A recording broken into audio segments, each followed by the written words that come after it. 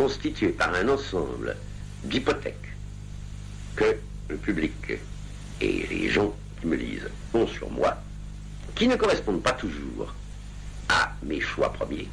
Par exemple, je vous dis, je voulais être écrivain, je ne voulais pas être intellectuel. Je voulais être intellectuel, je ne voulais pas être politique. Mais que je suis obligé d'assumer, finalement, parce que ça, c'est moi pour les autres.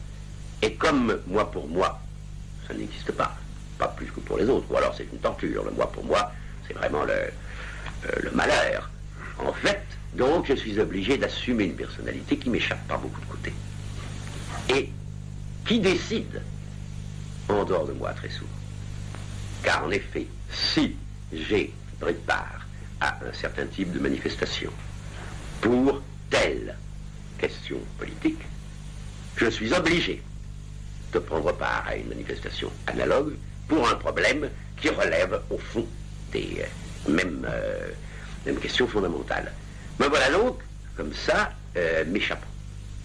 C'est ce que j'appelle dans la critique de la raison dialectique la montée du pratico-inerte. C'est-à-dire que tout ce qui a été choix libre devient ensuite un conditionnement matériel, inerte, n'est-ce pas? Tu as fait telle chose à telle époque, et ben, bon, c'est là. Et il faut se définir par rapport à ça. Il n'y a rien à faire, ce sera toujours ainsi. Mais je pense que finalement, c'est ce qui arrive à tout le monde, si vous voulez. C'est-à-dire, c'est le vieillissement. C'est-à-dire que Horst a fait un très bon article là-dessus dans les temps modernes, qu'il a signé Gors, je crois.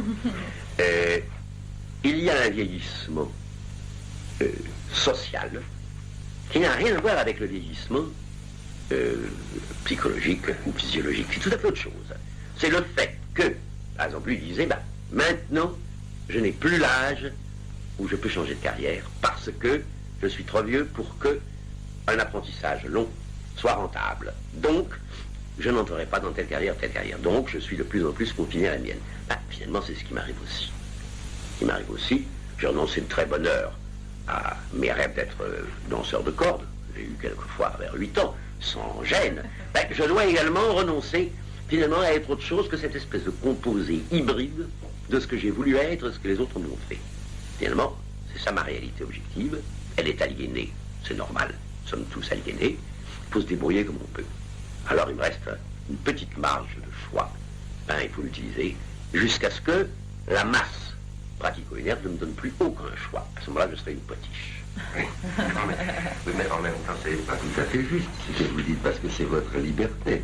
Après tout, mais la liberté consistant dans l'engagement, et l'engagement, en se transformant en pratico-inerte, c'est ce que j'ai voulu, c'est ce que je n'ai pas voulu, c'est ce que je dois vouloir. Ça revient au même, c'est-à-dire qu'au fond, je dois vouloir cela. Et je pense que finalement, c'est ça. On doit finir par être un bloc de ciment, un peu avant de mourir. C'est la vérité, mais je ne pense pas qu'il y ait d'autres solutions de la vie humaine.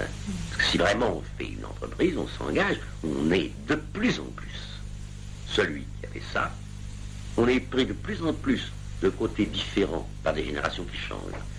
Je vous dis, il y a une certaine personnalité Sartre qui existe pour les autres, que je ne connais pas complètement, qui varie, qui change, et qui cependant me conditionne puisque je dois l'assumer.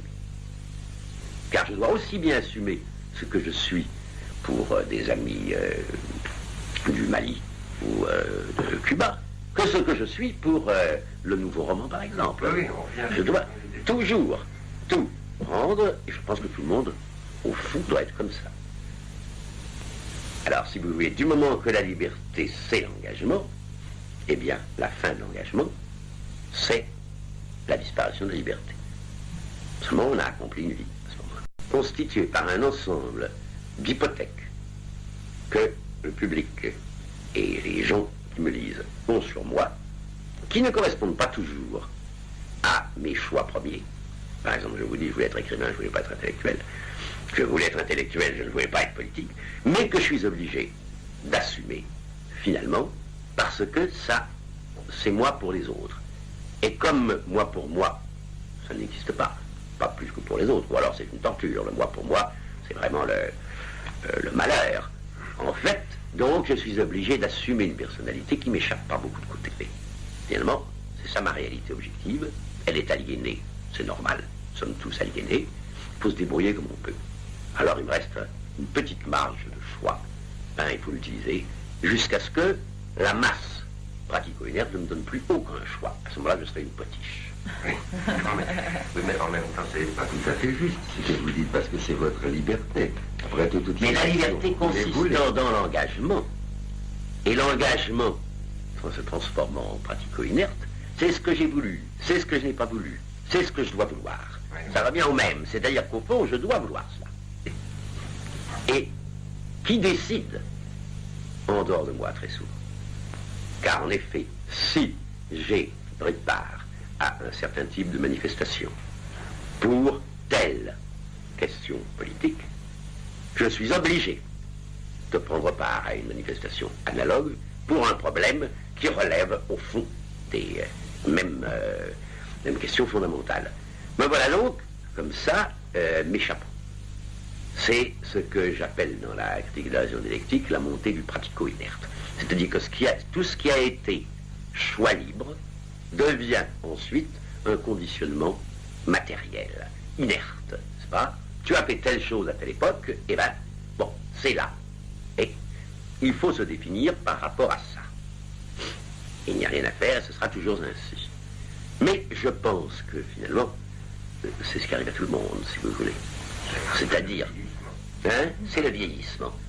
C'est-à-dire que Horst a fait un très bon article là-dessus dans les temps modernes, qu'il a signé Gors, que je crois. Il y a un vieillissement social qui n'a rien à voir avec le vieillissement psychologique ou physiologique. C'est tout à fait autre chose.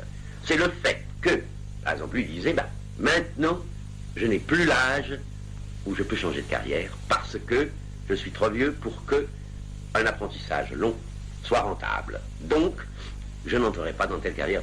Donc, je suis de plus en plus confiné à la mienne. Ben, finalement, c'est ce qui m'arrive aussi. J'ai renoncé de très bonne heure à mes rêves d'être danseur de cordes. J'ai eu quelquefois vers 8 ans, sans gêne. Ben, je dois également renoncer finalement à être autre chose que cette espèce de composé hybride de ce que j'ai voulu être, ce que les autres m'ont